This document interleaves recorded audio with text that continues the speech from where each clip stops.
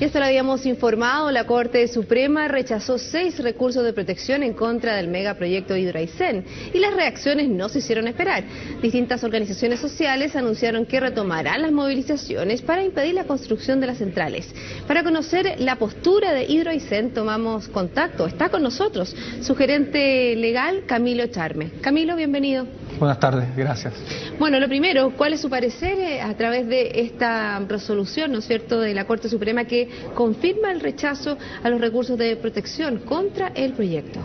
Claro, bueno, la verdad es que nosotros estamos muy tranquilos con la decisión de la Corte Suprema, toda vez que esta es la decisión final en el sector de los tribunales de justicia chilenos sobre la evaluación ambiental de nuestros proyectos, ya ha confirmado claramente que nuestro proyecto está dentro de la legalidad chilena, que es medioambientalmente compatible, que no ha habido ninguna irregularidad y que por lo tanto nuestra resolución de calificación ambiental está plenamente vigente y operativa. Pero esta instancia legal es una de muchas, porque obviamente se está hablando sobre la evaluación de impacto ambiental que tenían las represas. Todavía no se habla de la evaluación de impacto ambiental que puede tener todo este tendido eléctrico. A ver, esto no es cualquier instancia, es una instancia muy importante, eso sería bueno dejarlo bien claro. Aquí se termina de discutir una parte importante de nuestro proyecto que son las centrales y aquí ya no se puede seguir discutiendo sobre la validez de la evaluación ambiental. Perfecto, entonces eso quiere decir que la evaluación de impacto ambiental que se hizo, que se ratificó, está bien hecha en torno a las represas, o sea, iría la central hidroeléctrica en esa zona. Exacto, es medioambientalmente compatible, Perfecto. Está adecuada a la normativa y se podría realizar los trabajos en relación a las centrales. Y eso efectivamente a nosotros nos deja bastante conforme. Camilo, pero también hay otra serie de recursos que están pendientes, no es el único legal que se viene por delante. Por ejemplo, hay reclamaciones al Consejo de Ministros, acciones legales en torno a la asociación ilícita, por ejemplo, se reclama irregularidades de los informes, también irregularidades de las concesiones de derechos de agua. A ver, vamos paso a paso para que las personas entiendan un tema legal que a veces parece un poco complejo. Claro, vamos, como tú dices, tratando de ordenar este trabajo. A ver, hay otros recursos, sí, pero ¿cuáles son? Son los recursos que se presentaron ante el Comité de Ministros. Esos, uno lo presentó Hidroaicén y otro que también sería bueno aclararlo, son 34 recursos, no 1000 recursos como dicen los opositores, solamente 34 recursos, también ante el Comité de Ministros. El Comité de Ministros deberá resolverlos durante este año, nosotros estimamos, ¿verdad? Y tienen dos enfoques distintos. Nuestro recurso es sobre solicitudes de adecuación a condiciones que nos impusieron en la resolución de calificación ambiental. Perfecto. Respecto de los 34 de participación ciudadana, se refieren solamente a que se les aclare de mejor forma las consultas que los ciudadanos realizaron durante el procedimiento. Ese es el objeto establecido en la ley de medio ambiente. Es decir, porque por ejemplo la que ustedes hicieron dentro de lo que es el estudio de impacto ambiental, a ustedes se le hicieron una serie de, se podría decir, consultas, observaciones que tenían que readecuar el proceso, por ejemplo, achicar ciertas zonas, no sé cómo se dice cuando van a hacer los embalses, una serie de elementos que impactan al proceso. Claro. Ahora, lo interesante del fallo de la Corte Suprema es que en uno de sus considerandos establece que esta participación, como los mismos opositores señalan, fue de tal magnitud y que está respondida en cada uno de los considerandos de la resolución. Entonces, en eso el fallo también nos deja bastante tranquilos. Entonces, por eso, lo siguiente es que el Comité de Ministros resuelva sobre nuestros recursos y sobre la observación de participación ciudadana. Nosotros estimamos que eso va a ocurrir durante el año. Ahora, respecto a los otros, no existen tales. Es decir, a ver, aquí hay solamente meras presentaciones de algunos opositores. ¿Ya? Pero vamos delineando cuáles son estas. Son algunas acciones que presentaron querellas, ¿verdad? Por supuestos ilícitos, pero la verdad que después de más de un año o casi un año de investigación, no hay ningún Tribunal de Justicia de Chile, ningún fiscal de Chile que haya dictado una resolución o haya dictado una sentencia respecto a ese aspecto. Entonces, esto solamente es la voluntad de algunos opositores de querer, sin ningún fundamento, a nuestro juicio, querer seguir levantando aspectos que están resueltos. Señor Charme, otro de los elementos que ha salido hoy día a la luz luego, ¿no es cierto?, de este fallo de la Corte Suprema, tiene que ver con uno de los jueces que en el fondo votó, ¿no es cierto?, a favor de que confirma, ¿no es cierto?, este rechazo, porque fueron 3 contra 2. Claro. Y uno de ellos, el juez, el ministro Pedro Pierri, ministro de la Corte Suprema, ¿no es cierto?, que vota a favor, ¿no es cierto?, del rechazo del recurso de protección, esto empezó a través de Twitter, se dio cuenta que tenía 109.000 acciones de Endesa por 96 millones de pesos. ¿Cómo ve usted que un ministro que tiene acciones dentro de una de las empresas interesadas en este proyecto esté votando? Claro. A ver, mira, la verdad que nosotros no nos podemos referir respecto al ministro en particular. Lo que sí te puedo decir es lo que dice la ley. Es decir, la ley, nuestra ley, el Código de Reglas de Tribunales, resuelve eso y dice que un ministro puede resolver una causa de una sociedad en la cual tenga acciones con tal de que esa sea una sociedad anónima abierta. Endesa es una sociedad anónima abierta. Eso es el primer aspecto que hay que mencionar. El segundo aspecto es que los opositores sabían de este hecho, era un hecho público notorio toda vez que está dentro de la aclaración de renta del ministro. Y ellos estaban en la obligación, si consideraban que esto podía ser obstáculo para una ecuánime resolución, hacerlo ver al inicio del procedimiento. Entonces llama la atención que, sabiendo de este hecho, solamente lo hagan conocer en este momento. Es decir, ¿usted considera que ellos estaban confiados en que iban a ganar ese fallo? Es que un juez debería ser ecuánime tanto si falla a favor o falla en contra, no solamente si falla a favor. Por lo tanto, si ellos consideraron que el ministro Pierri no reunía las condiciones de inhabilidad, de ecuanimidad suficiente, lo vieron haber hecho ver. Ahora, la ley establece que no es una condición para que él se haya inhabilitado. Bueno, ese es un aspecto que obviamente ha dado que hablar durante el día en las redes sociales, por supuesto que eso genera en la opinión pública un cierto resquemor sobre lo que puede ser, aunque lo diga la ley, sobre si debieran habilitarse o no debieran habilitarse. Por ejemplo, el recién asumido ministro de Energía, Jorge Bunster, el día anterior a la asunción a su nuevo cargo, él renuncia, ¿no es cierto?, vende sus acciones que mantenía en una de estas empresas. Sí, claro. Ahora, es un poco también distintas las situaciones. Tal vez es bueno saber que también el mismo ministro Pierri concurre en muchos fallos donde condena a Endesa en diferentes juicios de multa, los condena a Endesa. Entonces, y ahí nos hizo ver eso. O sea, nosotros creemos que el ministro Pierri es un ministro lo suficientemente experimentado para saber que él tiene condiciones de habilidad en una causa y las hará ver. También la contraparte lo pudo haber hecho ver y no quiso hacerlo ver. Eso es una decisión también de los opositores, no quisieron hacerlo ver antes, a pesar de que era un hecho público y conocido. Nosotros en ese sentido consideramos que entre lo que establece la ley y los precedentes del ministro Pierri no es mayor tema. A ver, Camilo, otro de los temas que estábamos analizando son los recursos, ¿no es cierto?, las dificultades que puede seguir presentando este proyecto de Hidro Aysén, un proyecto que involucra una gran cantidad, miles, ¿no es cierto?, millones de dólares, que obviamente quedará una mayor cantidad de un recurso hídrico que el que necesita nuestro país. La verdad que para eso obviamente hay quienes están a favor y otros que están en contra. Y uno de los elementos y una de las personas que están en contra, por ejemplo, el Movimiento Acción Ecológica, hablamos específicamente de su coordinador, Luis Mariano Rendón, él dijo que las movilizaciones en este minuto son lo único que les queda, que van a partir con movilizaciones. ¿Es algo que a ustedes también les ha afectado en la zona, las movilizaciones contra los trabajos que se puedan hacer en esa represa? A ver, nosotros consideramos que tenemos un proyecto serio. Es un proyecto que se ha evaluado durante 3 años en nuestra institucionalidad ambiental, en la cual ha habido participación ciudadana, había observaciones de servicios, se han contestado 3 adendas, tenemos una resolución de calificación favorable, hemos sido revisados por la Corte de Apelaciones de Coyhaique, que votó a favor de la resolución de calificación, por la Corte de Apelaciones de Puerto Montt, que votó a favor de la resolución de calificación en su procedimiento. Hoy en día también votó a favor la Corte Suprema. Por lo tanto, nosotros creemos que tenemos una legitimidad de nuestro proyecto que podemos presentarla.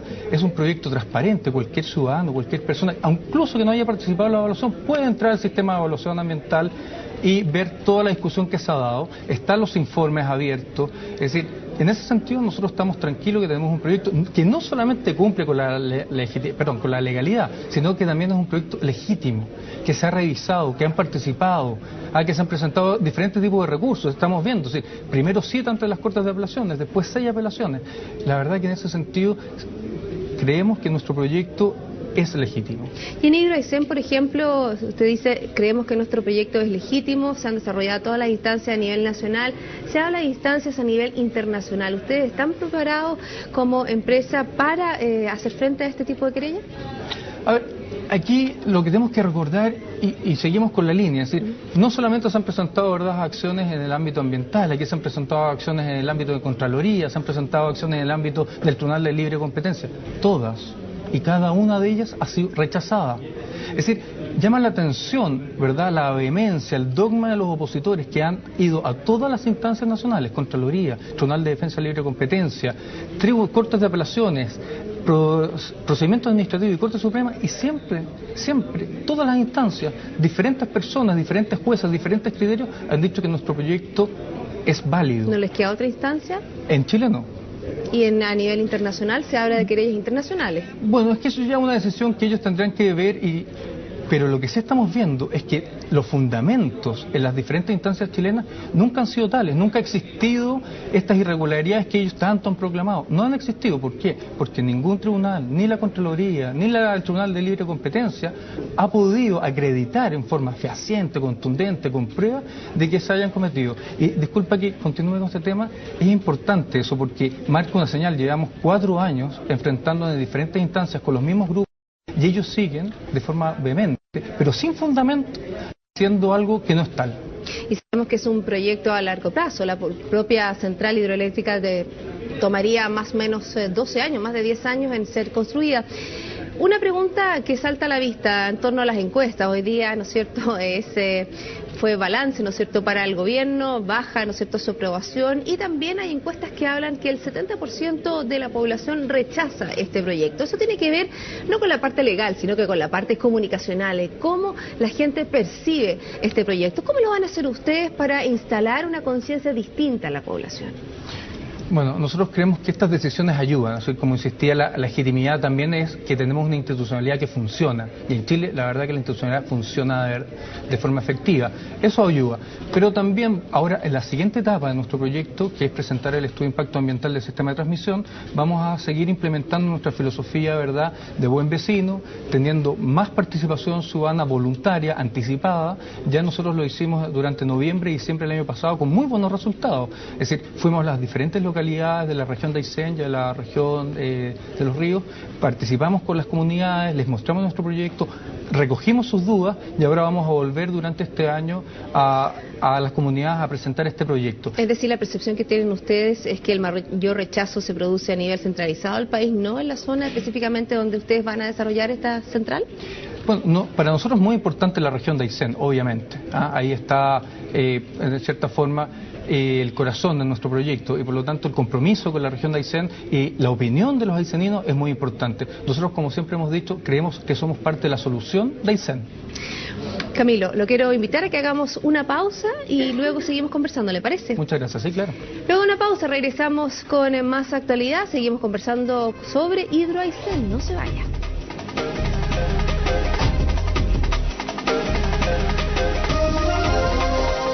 Regresamos aquí a Primera Edición, estamos conversando con Camilo Charme, él es el gerente legal de Hidro Aysén. Camilo, antes de irnos a la pausa estábamos hablando sobre las normas que ustedes han desarrollado, el trabajo que ustedes están haciendo con la comunidad. Cuando tenemos un conflicto de Aysén, que está ahí, que está complejo, que poco a poco se está logrando desarrollar, ¿cómo ustedes pueden contribuir, por ejemplo, a lograr un mayor apoyo, una mayor comunicación entre la comunidad? Bueno, en una parte es con lo que te señalaba, con este trabajo más transversal, horizontal, con este trabajo más transparente, de mostrar el proyecto antes de que se presente al sistema de evaluación de impacto ambiental, recogiendo las opiniones de las regiones, de los ciudadanos de las regiones de Aysén, y con eso vamos, es decir, seguimos, porque el proyecto en verdad está instalado en la región. No hay que hablar de que vamos a instalar un proyecto, el proyecto está instalado, la gente sabe que es Hidro Aysén, hay personas que tienen opiniones diversas, pero todo el mundo lo conoce. También tenemos apoyo, en la ciudad de Cochrane tenemos un apoyo muy importante donde se van a construir las centrales. Y eso es una parte. Después vamos a tener que seguir, cuando ya se termine de consolidar la resolución de calificación después del Comité de Ministros, vamos a tener que empezar a aplicar y ejecutar las condiciones, y esto también es una oportunidad, ¿verdad?, para que los ayseninos empiezan a trabajar con nosotros en cómo ejecutar estas medidas ambientales y sociales.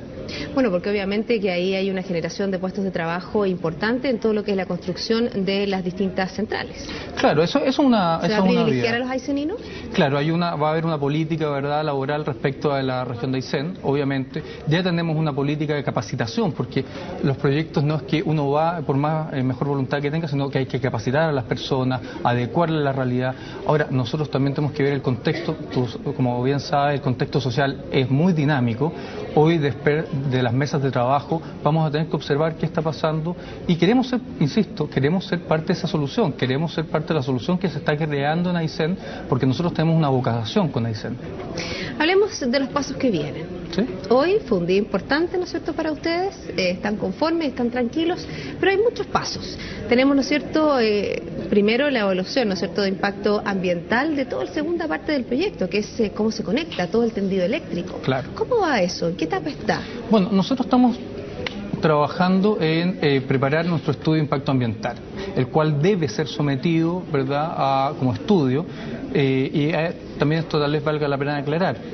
Estudio de impacto ambiental es el instrumento de mayor exigencia y rigor que establece el sistema de evaluación chileno. Nosotros vamos a someter a través de un estudio. Y es importante decirlo, que por ejemplo en todos los proyectos que se desarrollan, ya sean mineros, ya sean de represas, ya sean de otro tipo de centrales, el estudio de impacto ambiental es una inversión muy importante que hacen las empresas. No, claro, a ver, y esto... te agradezco tu aclaración, porque efectivamente aquí hay una serie de profesionales de diferentes naturalezas, sociólogos, arqueólogos, biólogos, abogados también, ¿por qué no decirlo? ¿Verdad? Ingenieros que participamos, ¿verdad?, de la elaboración y revisión de cada uno de los componentes, medio humano, flora y fauna, también pero no solamente eso, también infraestructura, interconectividad, medio social, cómo la comunidad va a poder participar de esto. Tratar de mitigar, es decir, disminuir, ¿verdad?, toda la afectación que vamos a tener que realizar en la construcción. Por eso en este proceso, como le comentaba, la cantidad de dólares, la cantidad de recursos que se destinan a esos proyectos de impacto ambiental son muy importantes. Sí, claro. Bueno, y en eso estamos trabajando. En paralelo, insisto, con la labor también de participación ciudadana, que es muy importante, porque todo este trabajo especialista se va nutriendo de las observaciones ciudadanas. Por eso estamos con este trabajo voluntario y anticipado de participación ciudadana. ¿Tiene alguna coordinación, por ejemplo, con el Ejecutivo? No tenemos ninguna coordinación con el Ejecutivo. Es decir, la administración, la autoridad, es autoridad. Y a ellos lo que les corresponde es evaluar un proyecto después de presentado. ¿No existe una coordinación, por ejemplo, de pasos a seguir en la zona? Lo que pasa es que los pasos a seguir están establecidos en Chile por una ley de base medio ambiente y un reglamento. Le pregunto específicamente porque el gobierno hace más de un mes, ¿no es cierto?, lanzó todo lo que es su nueva política de energía ambiental, ¿no es cierto?, de energía de aquí al 2020, 2030, si no me equivoco. Y en esa obviamente que el recurso hídrico es muy importante. Entonces, por eso le preguntaba, todo lo que es la generación de Hidro Aysén va a permitir 2.000, si no me equivoco, 2.750 megavatios ingresar al sistema. Recordemos que ahora más o menos funcionamos con 8.000. Un poco menos, ¿sí? Y se habla obviamente que en los próximos años esto se duplica. Claro. Ahora, eso, a ver, es importante. La política de la autoridad está basada en estudios, es decir, tenemos que ver el antecedente, que es el informe de expertos, ¿verdad?, el CADE, el famoso informe CADE. Ya el informe CADE recogía la importancia para Chile de tener una matriz energética más diversificada, donde el factor hídrico tiene que ser más importante. Chile cuenta con el factor hídrico como matriz propia, soberana, renovable, no emite gases de efecto invernadero, es decir, es en ese sentido un muy buen aporte a nuestra matriz energética. Entonces lo que se dice, bueno, aprovechémoslo y aprovechémoslo de forma inteligente. Acuérdense que no somos el único proyecto que está desarrollando el potencial hídrico de la Patagonia, también hay otras empresas. Claro, pero es el más importante, es el más grande. Sí, pero el otro proyecto es menor, son 1.250 megawatts en un proyecto también que está en desarrollo, por lo tanto la política se está generando para la Patagonia y para Chile, no para una empresa determinada. Y esto también hay que dejarlo bien claro. Bueno, y en esos pasos a seguir, en el segundo lineamiento está todo lo que es la evaluación del impacto ambiental de esta segunda etapa, que la verdad que es lo que se podría decir lo que genera más impacto visual. Por ejemplo, la Patagonia Sin Represa hace estas imágenes, ¿no es cierto?, de la Patagonia con una cantidad de cableado interconectado, un poco lo que se está mostrando como lo peor, lo que podría ser para nuestra Patagonia. ¿Cómo lo van a hacer ustedes? Bueno, que tú has dicho algo que es muy interesante. Patagonia Sin Represa ha querido mostrar lo peor. Y tanto es así que ha establecido fotos que no tienen nada que ver con la realidad. Es decir, nuestras líneas no pasan, ¿verdad?, por las Torres del Paine. Eso es mentira, es falso, no corresponde a la realidad. Pero ellos, en su línea, no han, ¿verdad?, evitado hacer incluso esos instrumentos. Ahora, respecto de nuestra línea, va a considerar esos elementos. Obviamente va a considerar elemento paisaje, elemento turístico, y vamos a tener que ponderarlo junto con también la protección del bosque nativo, con la protección de comunidades. Es decir, estos son sistemas complejos, ¿ah? Ningún elemento en sí vale por sí mismo más que el otro. Entonces hay que ponderar y hay que hacer un juego de ponderación de cómo vamos a ir avanzando en cada sector. Hay posturas contrarias, hablando por ejemplo del Poder Legislativo, hay posturas contrarias de algunos senadores de la zona, del senador Horvath, con respecto a Hidroaicén, pero me imagino que también ustedes han recibido el apoyo de parlamentarios que sí están de acuerdo y que sí ven el desarrollo que podría generar en la zona y en el país este proyecto. A ver, insisto, las políticas públicas que se han fijado, los apoyos, van más allá de nuestro proyecto. Es decir, nosotros estamos en una zona que tiene un potencial hídrico muy importante para Chile y eso va a permitir que Chile tenga mejores condiciones de energía, de competitividad. No olvidemos que en Europa y en Estados Unidos se están discutiendo para aranceles medioambientales por la producción de carbono. Este es un proyecto que aportaría a disminuir ese riesgo. Y el informe CAE, la verdad, que es un informe de expertos, y no hay que olvidar que es un informe de expertos, pero que además es transversal. Ahí participaron gente que incluso fue ministros en los gobiernos de las administraciones anteriores, y todos concluyen, ¿verdad?, que ese potencial hay que usarlo de forma inteligente. Nosotros somos parte de esa solución. Bueno, ustedes están dentro de una etapa importante del proceso, al tener, ¿no es cierto?, este voto favorable. ¿Cuánto ustedes proyectan en poder materializar la inversión? Porque me imagino que hay ciertos recursos y obviamente que este fallo actual ustedes empiezan a pensar un poco cuándo van a poder materializar, como claro, toda empresa. Claro, obviamente las señales de inversión son importantes para cualquier empresa, no solamente para Hidroaicén. Ahora, nosotros lo que estamos viendo, bueno, estamos trabajando, estamos avanzando. Obtuvimos en un año, ya tenemos resolución de calificación ambiental, lo cual es bueno. Tenemos la sentencia de la Corte Suprema que reconoce todo este trabajo bien hecho, lo cual también es bueno. Es decir, seguimos avanzando. El siguiente paso es presentar el estudio de impacto ambiental durante este año. Nosotros consideramos que un plazo razonable de evaluación serían 2 años, alrededor de 2 años para el estudio, ¿verdad? 2013-2014, y ahí, al tener una resolución de calificación ambiental, ya estaríamos con condiciones suficientes para que los accionistas, que son ellos los que toman la decisión de inversión, tengan condiciones para poder ya tomar la decisión de la orden de proceder para el proyecto. Una pregunta con respecto, ¿no es cierto?, a las empresas que están detrás de lo que es Hidroaicén. Estamos hablando de empresas también de fondos españoles, ¿no es cierto?, muy importante. ¿Qué pasa con la crisis económica global y específicamente lo que está pasando en España? ¿Afecta ese tipo de inversión? Es decir, nosotros lo que vemos es que nuestros accionistas, ¿verdad? Yo no soy vocero de los accionistas, pero nuestros accionistas, un hecho público y notorio, todos lo conocemos, son 2 empresas que tienen una vocación permanente por el desarrollo energético chileno. Es decir, ellos no son aquí lo que podría decirse un capital golondrina que viene y se va. No, ellos tienen una vocación, han permanecido en crisis económica en Chile, siguen apostando por el sector y nosotros consideramos que esa vocación va a seguir plenamente vigente en el proyecto de Hidroaicén.